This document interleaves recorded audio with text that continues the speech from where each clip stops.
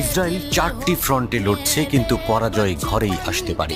IDF, Hamas, Hezbollah ইরানের সাথে এবং পশ্চিম তীরে একযোগে সংঘাতে জড়িয়ে পড়েছে, কিন্তু এর ফলে যে সামাজিক ও রাজনৈতিক বিভাজন ঘটবে তা বিবেচনা করেনি। ইসরায়েলের প্রতিরক্ষা মন্ত্রী ইয়োভ গ্যালান্ট এই মাসের শুরুর দিকে ইসরায়েল যে সংঘাতে লিপ্ত ছিল তাকে মাল্টিফ্রন্ট ওয়ার হিসেবে বর্ণনা করেছেন।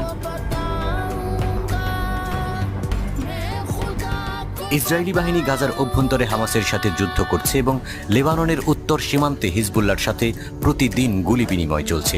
সিরিয়ায় ইরান সমর্থিত বাহিনীর সাথে একটি নিম্ন স্তরের সংঘাতে জড়িত। ইয়েমেনে হুথিদের ছোড়া ড্রোন ইসরায়েলকে লক্ষ্যবস্তু করেছে। সিরিয়ায় ইরানের দূতাবাসে হামলার প্রতিশোধ নিতে ইসরায়েলে হামলা করে তেহরান। আরও একটা নতুন ফ্রন্ট খুলে যায় ইসরায়েলি সেনাদের জন্য।